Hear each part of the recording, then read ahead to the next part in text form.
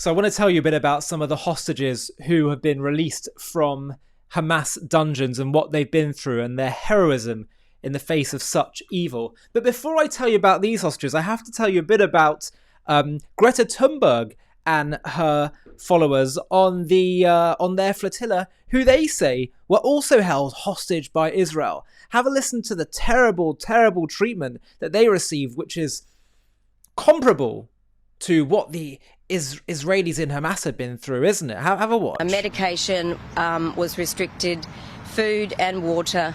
The cells are 6 metres by 3.5. I walked it out. Nobody was given any menstrual napkins, and we were routinely woken up in the middle of the night with huge blasting lights, with Alsatians and 20 men in riot gear. And this went on and on and on.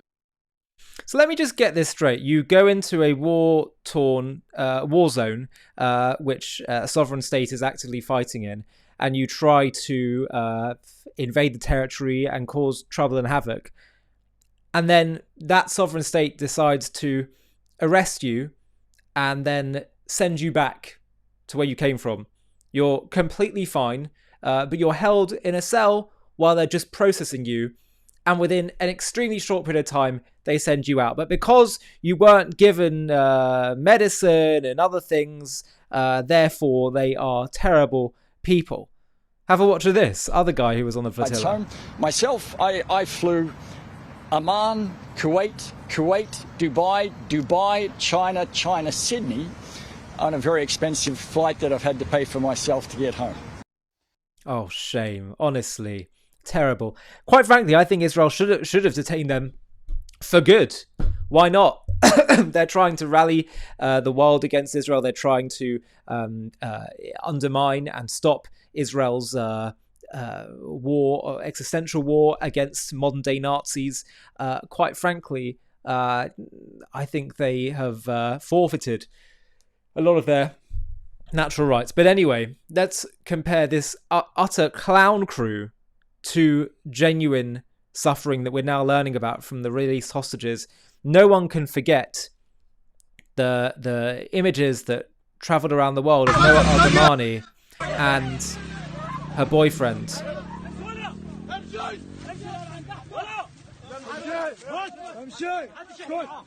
This over here, her boyfriend, was Avinatan Or, and Noah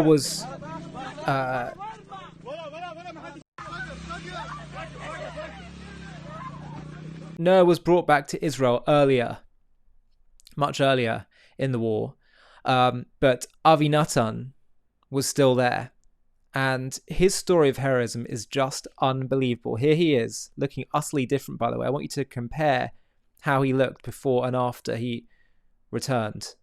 I mean, it's just unbelievable. Listen to this. I don't know how he came out sane from this. It's a miracle. His father revealed new details about his captivity. He was held in complete isolation, cut off from all other hostages. He had no books, no human contacts, nothing for 2 years.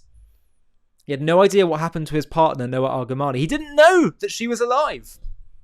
He was kept in a tiny cage, about 1.8 meters high, barely large enough to lie down. At 2 meters tall, he couldn't stand. Oh, but of course, Israel and the way they treated the Greta Flotilla. They're the real evil ones. He was chained inside this cage for more than a year of his captivity. At one point, while being moved between tunnels, he saw a chance to escape, but his attempt failed. After that, his captors tightened his conditions and beat him. Quote, he knew there was a war and he thought it should be ended even at the expense of the hostages. He told the Prime Minister that he thought he'd be held for years until the war ended, and that this was what needed to happen. He was a unique person. I think it sounds like what he means to say is he knew that I think it's trying to say that he knew Hamas had to be finished. And that, by the way, is what his mother told one of my family members. His mother said, we have to destroy Hamas. These are his parents. You can see they're observant Jews.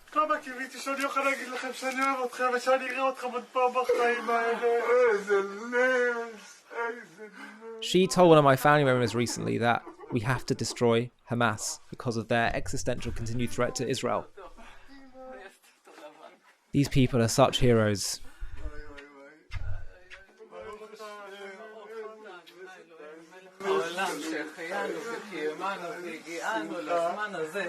There she is. She's saying a blessing that thank God for bringing me to this moment and to this season.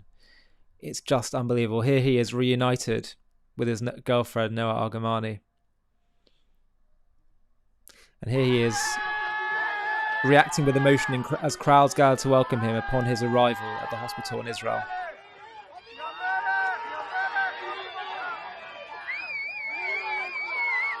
These people are... Can you imagine? And it's not just the physical conditions they're in. Imagine the emotional conditions, knowing at any moment your life could be ended. How does one go through that? And then here they are again. You know, I'll tell you something amazing, by the way, that the Lubavitcher Rebbe, possibly, if not probably, the most influential rabbi of the 20th century, he created the Chabad movement, which creates hubs of Jewish centers and Jewish life all around the world. And he would hand out these $1 bills to people when they would come to see him. And he would say, give this to charity. I'm giving you this to give it to charity. And these were seen as very special. President Trump was gifted one of these dollar bills recently by Netanyahu, I believe, when they met. They're considered extremely special. And the parents of Avi Natan were given a dollar bill by none other than the parents of Gilad Shalit, who was a former Israeli hostage held by Hamas. And they gave it to him. To Avi Natan's parents. I want to tell you something amazing. It turns out that at the top here of the bill was a date written. What was the date? The date said, and presumably this is when the Rebbe gave it away, Hoshana Rabbah, which is a day in the Hebrew calendar. And that's the date that the dollar bill was first given out by the Rebbe. Well, Hoshana Rabbah is the day that Avi Natan was released. Hoshana Rabbah is the 21st of Tishrei, which we just passed a few days ago. And it's really remarkable stuff, isn't it? So there you are. The contrast could not be clearer for those who wish to see it. You are literally talking about the difference between night and day, between light and darkness.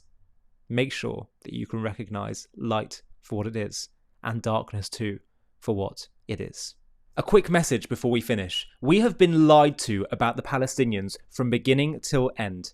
Have a watch of the trailer for our new documentary called The Invention of the Palestinians, How a Nation Was Invented to Destroy Another. And if you want to watch the full thing, just click on the link in the video description. The Palestinians. We have been told they are an ancient people fighting for their homeland which has been stolen from them. This narrative has fueled decades of conflict, painting Israel as an occupier of stolen land. But what if this identity is not of an ancient nation, but a modern, cynical invention? A political construct designed not to build a state, but to dismantle the Jewish one. In this JTV Plus documentary, we're going to uncover the truth behind the creation of the Palestinian identity. How it was forged in the fires of pan-Arabism, absent in historical records until strategically rebranded in the 1960s by leaders like Egyptian-born Yasser Arafat to rally global opposition against Israel. We'll trace its roots from the Ottoman era, where Palestine was a region without a distinct people, through the pre-1948 years of Arab rejectionism, before focusing on the pivotal shift of the 1960s, when Arafat declared we should now be known as Palestinians, inventing symbols like the flag to mask genocidal aims. This wasn't about self-determination, it was about exploiting refugees, suppressing true aspirations under Arab rule, and perpetuating a war to destroy Israel. Join us as we debunk the myths of an ancient Palestinian nation, expose the strategic manipulation, and reveal how this construct has hindered peace while fueling hate. Fair but firm, this is the story of an identity weaponized not for building a future, but for erasing one.